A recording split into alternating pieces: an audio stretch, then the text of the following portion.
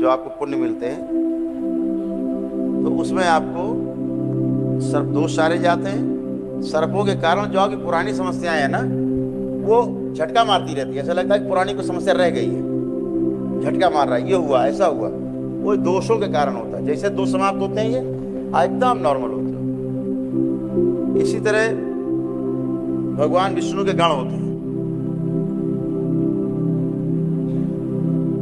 जिन्हें किरात के नाम से जानते हैं। और अद्भुत व्यवस्था है प्रकृति में। जिन लोगों ने कभी असहाय गरीब को सताया होता है और किसी गरीब की हाय लगी होती है उस परिवार को, उसके परिवार में किसी ने भी किया होगा, ये नहीं कि आप ही ने किया हो, वो व्यक्ति जिंदा हो चाहे मर चुका हो, पूर्वज रहा हो आपके, उसकी हाय आपके डीएनए में बनी रहेगी। और कह भी गए कि हाय बड़ी गरीब की। हाय जिंदा नहीं रहने देती, आदमी को मरने भी नहीं देती, दोनों काम करती। और आपके यहाँ असाध्य रोग पैदा करती है हाय, गरीब की हाय। और असाध्य रोग की जानकारी आपको तब होगी जब असाध्य रोग बन चुका होगा, यानी उसका इलाज नहीं होगा प्रकृति में, सृष्टि में। तो समझ लीजिए कि आपके यहाँ हाय है गरीब की। और ये भी अद्भुत है प्रकृति का नियम, जिसको हाय लगी होगी उसमें भगवान विष्णु के ही गण आते हैं उसके भोग काटने के लिए। हाय हाय का जो भोग है वो काटने के लिए भगवान विष्णु के गण जो है ना, पहाड़ों से है, पहाड़। और जब तक वो रहते हैं तब तक आपका कुछ अच्छा होने वाला तो नहीं है। और भोलेनाथ का जो तंत्र है, शिव का जो तंत्र है, वो विष्णु के गणों पे नहीं चलता। या ये कह लीजिए आन है कि शिव का तंत्र विष्णु के गणों पे नहीं चलाया जाता। इसलिए आप उनको किसी विधि से हटा नहीं सकते, मार नहीं सकते, प्रताड़ित नहीं कर सकते, आप उनका कुछ नहीं बिगाड़ सकते, पहली बात।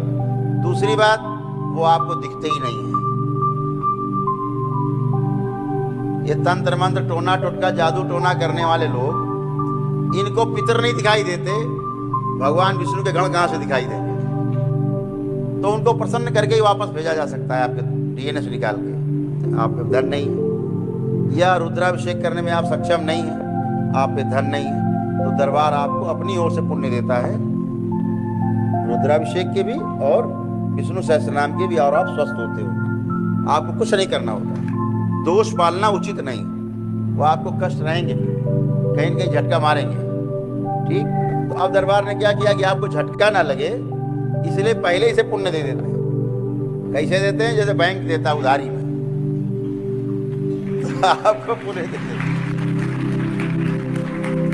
तो जैसे आपके पास ये पुण्य आते हैं तो आपके सारे दोष समाप्त हो जाते हैं और भगवान विष्णु के गण भी प्रसन्न होकर के, तृप्त होकर के और अपने लोक को चले जाते हैं, आपको छोड़ करके, आपको आशीर्वाद देते हुए। तो आप स्वस्थ रहते हो।